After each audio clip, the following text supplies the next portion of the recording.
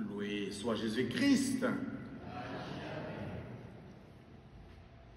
Bien-aimés dans le Christ, le Seigneur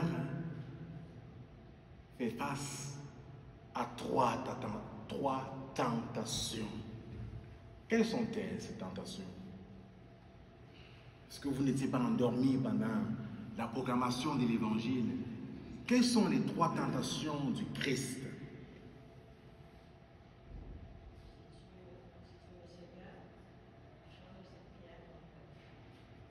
Pardon?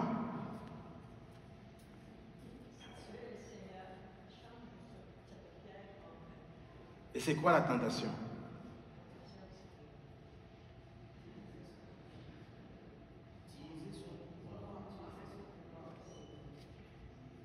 Utiliser son pouvoir, la tentation du pouvoir. C'est ça? Première tentation. La seconde. Je vais arriver en arrière, ne vous inquiétez pas. Parce que le devant est vide. C'est vide en avant, vous êtes tous au Shabbat. Je vais y arriver. Vous avez vu, j'ai un micro sans fil. Est-ce que vous m'entendez bien en arrière? Tant pis pour vous si vous ne m'entendez pas. Deuxième tentation. Hein? Expliquez-nous ça. Vous avez dit la première, la tentation du pouvoir. La deuxième, plus fort. La faim. Il y a une tentation de faim. Se prosterner devant Satan. Pour avoir la gloire. La gloire. Rechercher la gloire. La tentation du pouvoir. La tentation de la gloire. Et la dernière, c'est laquelle? Les biens. Non. Voulez-vous qu'on reproclame l'évangile? Non. C'est quoi la tentation? Qu'est-ce que le diable demande à Jésus? Il lui demande de faire quoi? Il demande De sauter, oui. de la montagne vers. Et c'est quoi la tentation là? Non. Eh oui. Défier Dieu. Défier Dieu. La tentation du pouvoir. La tentation de la gloire. Et mettre Dieu à l'épreuve. Défier Dieu. Voilà les trois tentations du Christ. Est-ce que nous, dans nos vies personnelles, nous sommes tentés?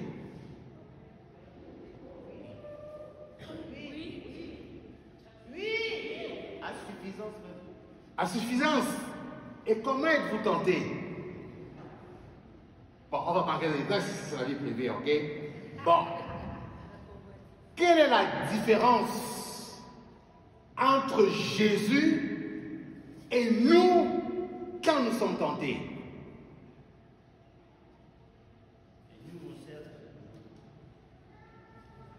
Nous, on cède. Et Jésus, lui, il résiste. Imaginez là. Jésus, il résiste. Nous, on finit par céder. Bien-aimés dans le Christ, notre Seigneur a été tenté et pourtant, il a résisté. Avez-vous commencé votre carême? Oui. Où est-ce que ça en est? Ça se passe bien? Certains oui, d'autres non, d'autres je n'ai pas encore commencé. Il n'est pas trop tard. Le train est en train de passer. Ou vous le regardez passer, parce que quand il va prendre sa grande vitesse, les tentations là, Jésus a été tenté. Nous aussi nous sommes tentés. Nous avons parlé, la première tentation, la tentation du pouvoir. Est-ce que ça nous dit quelque chose, ça? Connaissons-nous la tentation du pouvoir? Comment cela se manifeste aujourd'hui dans notre monde moderne? Hein? Aïe! On ne parle pas politique ici, hein? Vous dites tous les jours aux États-Unis. Donc, il n'y a pas la tentation du pouvoir chez nous au Canada. Non, il n'y en a pas. Il y en a seulement aux États-Unis. Oh boy! On ne vit pas dans le même Canada, hein? Quand on parle de pouvoir là, il ne faut pas simplement voir les politiciens. Pardon? Vous avez le pouvoir? Moi. Et comment se manifeste notre tentation du pouvoir? Plus fort. Est-ce que vous avez avec vous ou dans votre vie des superviseurs, des patrons qui vous manifestent souvent leur pouvoir? Quand je dis ça, hein, beaucoup font la tête comme ça. Je vais changer ma question. Êtes-vous superviseur? Êtes-vous responsable et leader et manifestez votre pouvoir aux personnes qui vous sont confiées? Ah, là les têtes se baissent. Bien-aimés dans le Christ, la tentation du pouvoir, nous le vivons chaque jour. Quand nous voulons montrer que nous avons raison, quand nous voulons écraser les autres, quand nous méprisons les autres pour défendre une idée, une idéologie. Voyez-vous, le Christ met en avant dans la première tentation la question du matérialisme. Nous sommes dans une société où on court sans fin jusqu'à s'épuiser vers les biens matériels. Nous devons rechercher les biens essentiels. Les biens essentiels. Mais cela ne doit pas être le cœur de nos vies.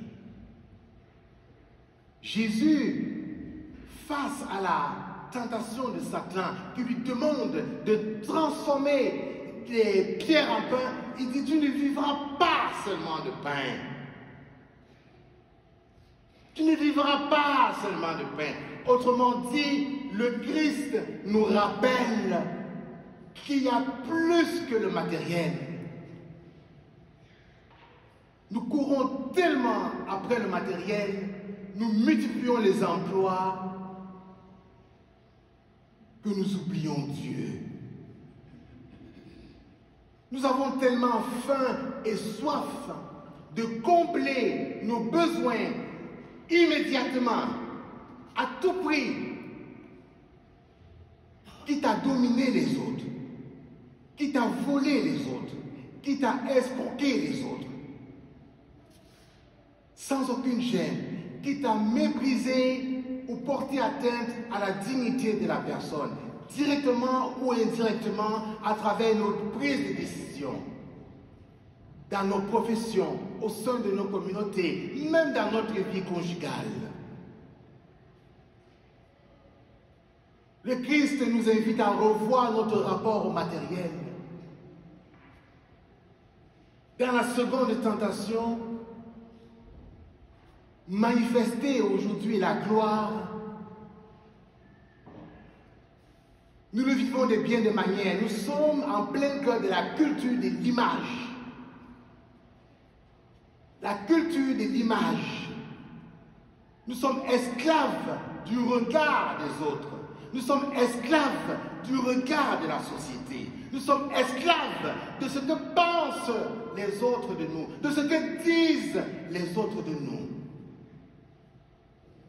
Nous sommes prêts à tout pour montrer une bonne image qui n'est pas la nôtre.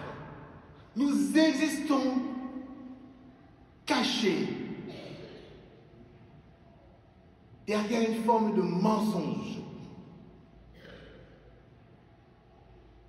Il suffit de voir comment nous sommes prêts à tout pour avoir des likes sur TikTok, pour être populaires, pour être bien vus.